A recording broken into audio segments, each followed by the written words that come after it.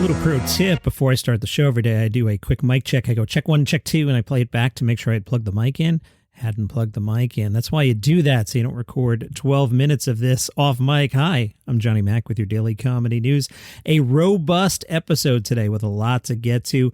Let's start with late night. There was some jokes I had missed over the weekend that they're pretty good. The setup here, Aaron Judge when he hit the 61st home run. Maybe yesterday he hit the 62nd. Who knows? I'm recording around lunchtime. But the guy who missed catching the 61st home run ball was named Frankie Lasagna. Great name. Jimmy Fallon said, Frankie Lasagna sounds like a name you get from the Olive Garden Witness Protection Program. Stephen Colbert said, hey, I'm Frankie Lasagna. It's Francis Lasagna, but my friends call me Frankie, which is either the best name I've ever heard or the worst alias in the history of the mob. Hey, I'm Frankie Lasagna. These are my associates, Mikey Pizza, Sal Calzone, and his cousin, Bobby Unlimited Breadsticks. Jimmy Fallon said, Frankie Lasagna sounds like the name Robert De Niro checks in at hotels to avoid paparazzi, and that Frankie Lasagna sounds like the name of Trump's next lawyer.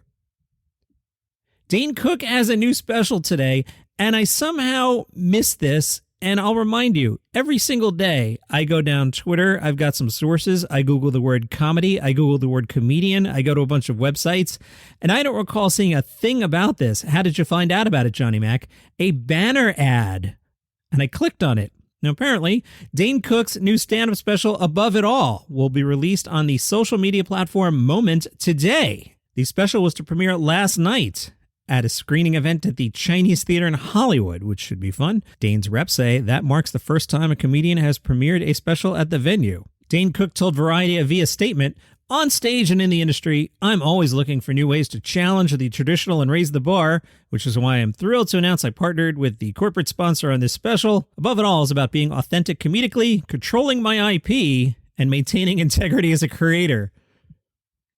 So just time out there.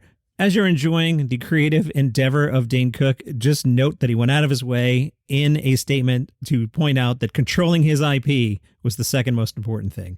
Above It All is about being authentic comedically, controlling my IP, and maintaining integrity as a creator. It's real, it's elevated, it's revolutionary, and it's the funniest show I've ever done. For the special itself, Dane turned his Hollywood Hills mansion into an intimate amphitheater. Marty Kellner is the director, and he said, Dane truly thinks out of the box, and we're always able to create magic together. This time, we pushed the envelope even further and set the bar once again. I feel so blessed to work with him again. The special airs today at 9 Eastern. To raise the bar pretty high there, Dave Chappelle. You going to respond to this? Maybe Dave could, put together outdoor shows in the middle of nowhere, Ohio, and get people to come. Oh, never mind. KTLA spoke to the 50-year-old Dane Cook and his 23-year-old fiancee, Taylor. They've been together for 5 years. Dane was asked if the 27-year age gap was difficult. Dane revealed it's only an issue when it comes to music. Dane said, my fiancée loves anything 80s related, and she'll bring up Hall Oates or something, and I'll say, I was there during that, and she'll look at me and go, babe, you're like a time traveler. Dane continued, we're just enjoying the engagement.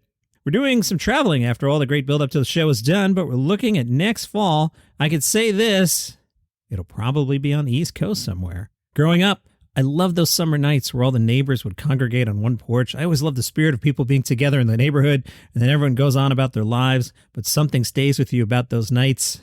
Dane also was excited to tell KTLA that during the second night of the taping, I was about 40 minutes in the show, and then a helicopter in the middle of the taping started coming over. When I look up, it's KTLA. I'm looking forward to Dane Cook's wedding. Congratulations, Dane and Taylor.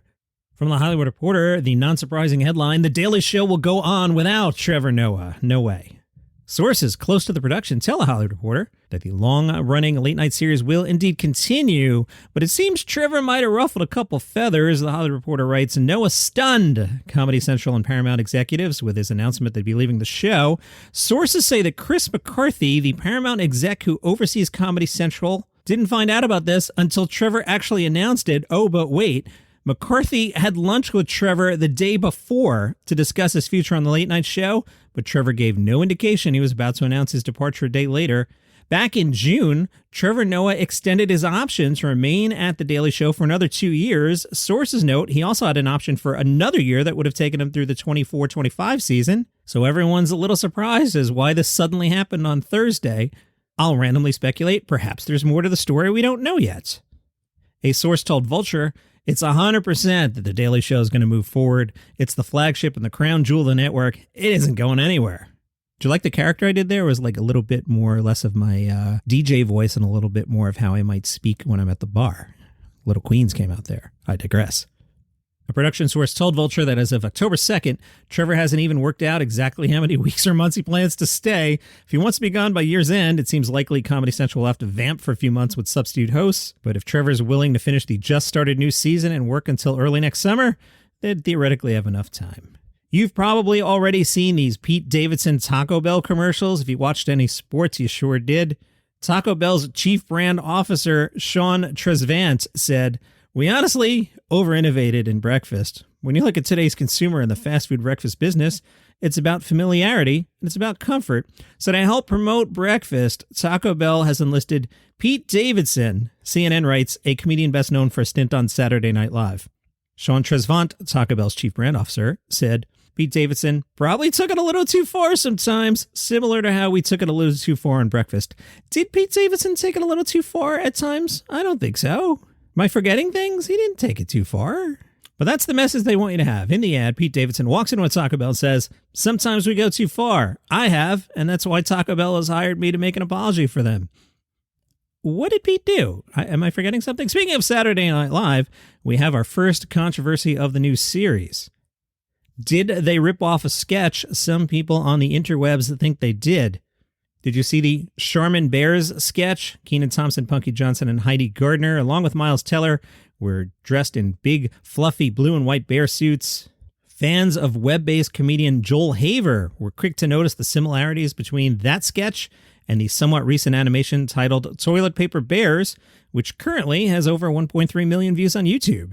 A fan started a thread on the Joel Haver subreddit to question whether or not they were on the right path in thinking SNL was possibly guilty of ripping off the pre-existing sketch. Nearly a dozen commenters agreed. Several pointed out how in the past SNL has been accused of sketch stealing. Who knows? Dave Chappelle news. He'll be performing New Year's Eve in Columbus, Ohio. Well, you better bring it, Dave, because Dane Cook has raised the bar. Like all Chappelle shows, this one has a strict no cell phones policy. You're going to have to put your phone in a pouch, which is god-awful annoying. And fans were warned that anyone caught with a cell phone inside the venue will be immediately ejected.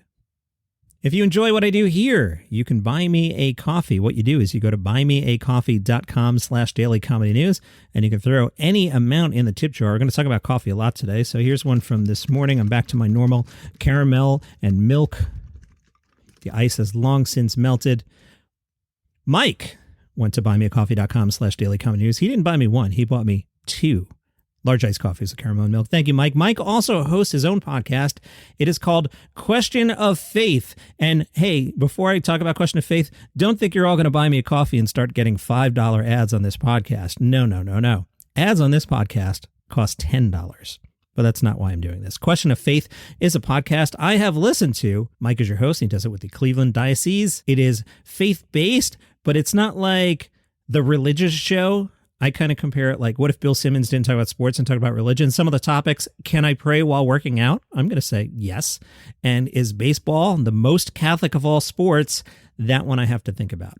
So that's called Question of Faith. Mike, thank you for going to buymeacoffee.com/dailycomedynews. I also want to shout out Kenny, who does a recurring donation. He is a member, and he buys me a coffee every month. Thank you very much, Kenny. And tonight is trivia night. So if you want to buy me a beer, you can throw $5 in the tip jar. I will take your money, and I will buy 5/7 of a beer and go see the trivia guys. Trivia guys, and I know you listen to the podcast. Question's been a little hard lately. Can you age them up a little? You're hooking up the millennials, and we're getting crushed. I haven't finished above 8th place in a long time. Ask some questions about like Tom Petty tonight, will you? While I'm plugging podcasts, I'm the writer on Palace Intrigue. We talk about the royal family. I don't know if you heard the Queen died. Yeah, there's been a lot to talk about. Well, Meghan Markle, she's got her own podcast. And here I'll do a crossover with comedy. She has on this week's podcast, Margaret Cho. Quick Margaret Cho story. Million years ago at the old place, a representative of Margaret Cho called me up and said, I was stupid because I haven't given Margaret Cho a show. That is not a good opener with me. I did not give Margaret Cho a show. Try again, buddy. Margaret Cho told Meghan Markle that she discussed her admiration for Meghan Markle while on the set of the movie Fire Island. Meghan said, "Thank you, I love that movie. I mean, I love Joel Kim Booster." Margaret said, "We actually talked about you on set. We were just admiring you just so much." Meghan replied, "Oh, really? I really appreciate that. Honestly, I'm thrilled." When I came downstairs, I was like, I'm talking to Margaret Cho this morning. Sounds very authentic. That's Meghan Markle's podcast. And if you want to hear us make fun of it, Palace Intrigue, wherever you get your shows. The Guardian has more free time than I do, and they were able to watch Hasan Minhaj as the King's Jester. There's so many specials, and I know what I have planned for the rest of this week. There's so many specials right now. There's football 3 nights a week, guys. The Mets are going to be in playoffs. FIFA came out. I don't know when I'm going to watch these things. I'm trying. The Guardian writes, "You cannot accuse Hasan Minhaj of not packing enough into the King's Jester. Material that others might stretch to fill a whole show, such as the struggle to have a baby, his experience as a celebrity satirist, are crammed into a substantial hour about family, fame, and the consequences of campaigning comedy." The Guardian writes, "My unease with the show may be partially cultural. It's brash. Minhaj's self-mockery feels like a smokescreen for self-regard, and the sentimental conclusions are packaged too neatly for me, but not for his U.S. crowd who cheer the schmaltzy moments to the rafters." The writer says, "I feel ungrateful pushing back against a show that's this accomplished. Too accomplished, perhaps. There's something clinically about how finely wrought every individual part is, the moment of sincerity, the tightening spotlight, the pause, then the punchline. Wow, this is an interesting review. Now I'll have to watch this with my analytical brain on. With these tools, our slick and animated host tells us tales of fertility treatment and new parenthood. Then, of an incident from his youth when he was targeted by the authorities as a young Muslim in post-9/11 America. Scroll forward and grown-up Minhaj is hosting his own show on Netflix, which was famously pulled from Saudi Arabian broadcast, and Minhaj gives full account here of his compulsion to rile the corrupt and powerful, which can feel a bit humble-braggy." Wow. And that's your comedy news for today. Follow the show for free on Apple Podcasts or Spotify, wherever you get your shows. See you tomorrow.